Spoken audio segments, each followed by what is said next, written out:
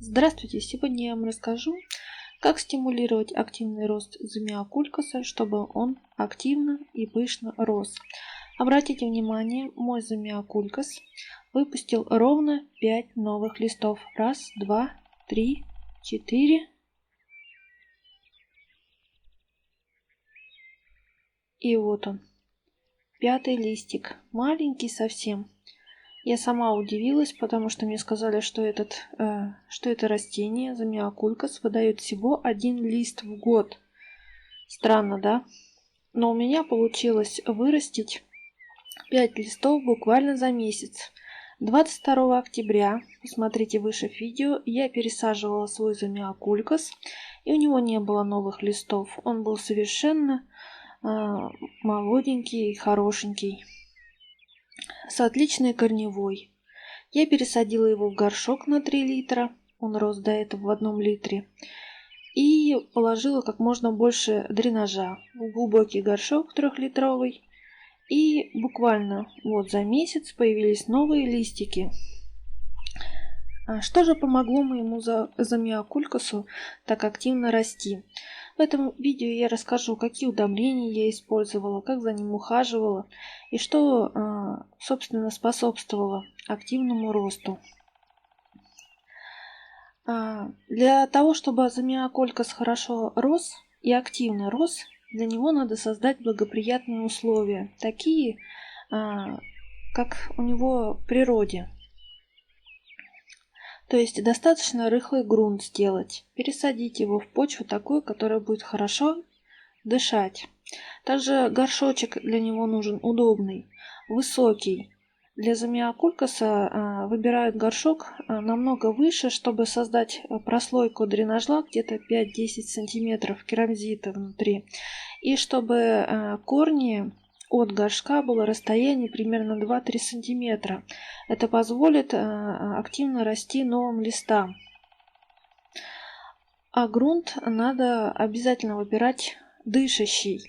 Но по поводу грунта и как пересадить, вы посмотрите мое предыдущее видео. В этом же видео я сделаю уклон именно на удобрение, чем я поливала свое растение после пересадки. Также я напомню, что мой замиокулькас стоит под лампами, фитолампами. В данном случае у меня там фитолампа на 35 Вт. Но так как горшок стоит с краю, то я думаю, на него там падает примерно 18 Вт. А лампа розового свечения от Uniel. Я еще видео его покажу. А теперь перейдем к удобрению.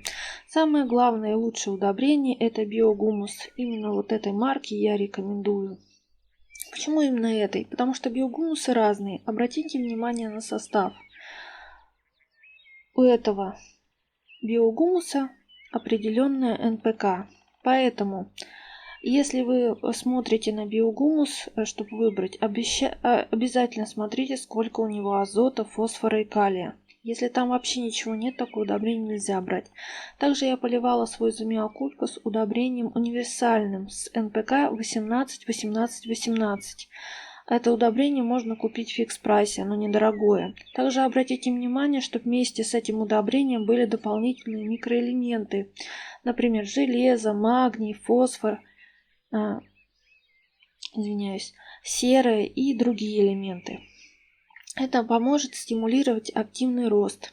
Вот этого удобрения буквально надо совсем чуть-чуть. Вот тут вот чайная ложечка на литр. А вот тот синенький достаточно 2 грамма на 1 литр. Вот это синенькое удобрение мне нравится гораздо больше. От него растения довольно активно начинают тоже расти. Как вносила удобрение, я еще расскажу. Оставайтесь обязательно со мной. У меня будет календарь. Такие удобрения я рекомендую вносить хотя бы 1 или 2 раза в месяц. Но так как растения стоят под лампами, можно носить постоянно. Вот смотрите, календарь. Посадка была 21-го. Через неделю я полила биогумусом. Еще через неделю я полила НПК 18-18. Потом опять биогумусом.